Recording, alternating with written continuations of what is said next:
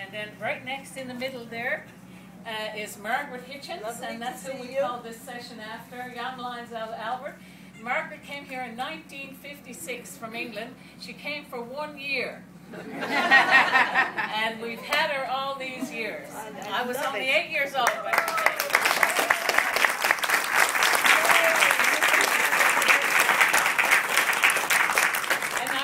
A couple of years ago when she did a face-off with Danny Spooner here in the Oral Traditions tent, and they went at each other, recitation for recitation, monologue for monologue, and she certainly held her own. So, and Danny passes along his best wishes to you today. I was talking to him on the cell phone this morning. So, without any further ado, we're going to start with Margaret. I will. Thank you. It's so lovely to see you all.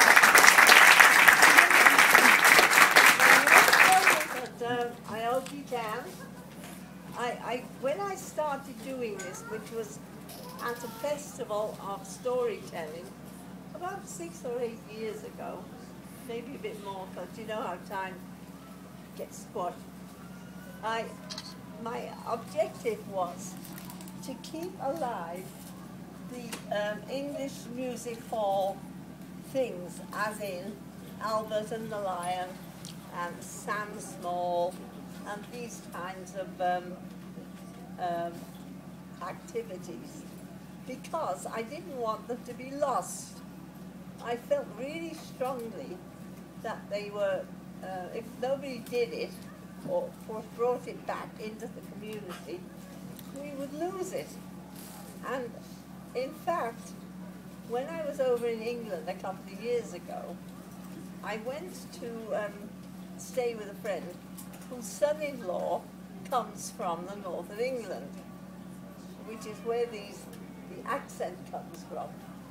And I asked him to listen and tell me if my accent was correct now.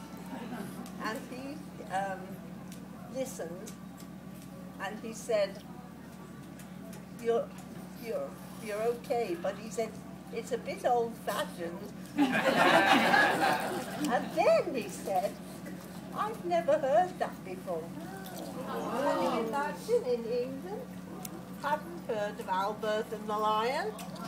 Well, I tell you, it's a really good reason to keep it here in our archive, which is our objective. So, with no further ado, I will give you Albert and Lion. And Katie's my cue, just in case. Okay. There's a famous seaside place called Blackpool that's noted for fresh air and fun. And Mr. and Mrs. Ramsbottom went there with young Albert, their son. And grand little chap were young Albert, all dressed in his best, quite a swell, with a stick with an horse's head handle, as fine as that Woolworths could sell.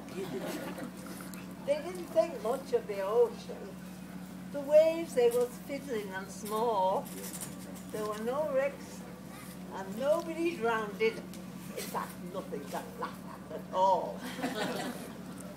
So, seeking for further amusement, they paid and went into the zoo. There were lions and tigers and camels, and old ale and sandwiches too. There were one great big lion called Wallace, whose nose were all covered with scars, and he lay in a somnolent bottom the side of his head by the bars. Now Albert had heard about lions, how they were ferocious and wild, and to see this one lying so peaceful, well, he didn't seem right to the child. So straightway, the brave little fellow, not showing a morsel of fear, took his stick with the horse's head handle and he shoved it in Wallace's ear.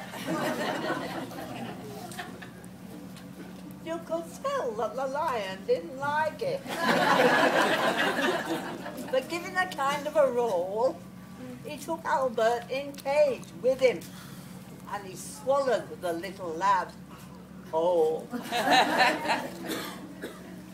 Now, Pa, who had seen the occurrence and didn't know what to do next, said, "Mother, you're lying at Albert." And Mother said, "I am vexed." So, Mr. and Mrs. Ramsbottom, quite rightly, when all said and done, complained to the animal keeper that lion had eaten their son. The keeper was quite nice about it. He said, "What a nasty mishap. Are you sure that it's your boy's eaten?" I said, "Am I sure? There's his cap." The manager had to be sent for. He came and he said, "What to do?" Pa said, "Yon lion has Albert, and him in his Sunday clothes too." Mother said, right, young fella. I think it's a shame and a sin that the lion should go and eat Albert and have to pay to come in." The manager had to be sent for, yes? The manager wanted no The trouble. manager wanted no trouble. He took out his purse, excuse me, right away, saying, "How much to settle the matter?" Pa said, "What do you usually get?"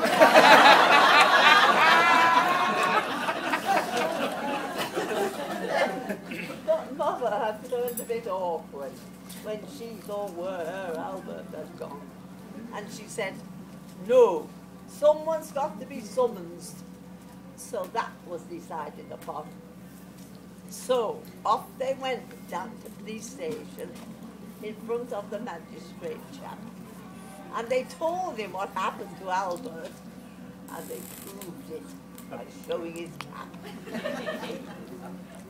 The magistrate gave his opinion that the little one was really to blame, and he hoped that our Ramsbottoms would have further sons to their name. This, Mother got proper blazing. "Well, thank you, sir, kindly," said she. "What, spend all my time raising children to feed ruddy lions? Not me."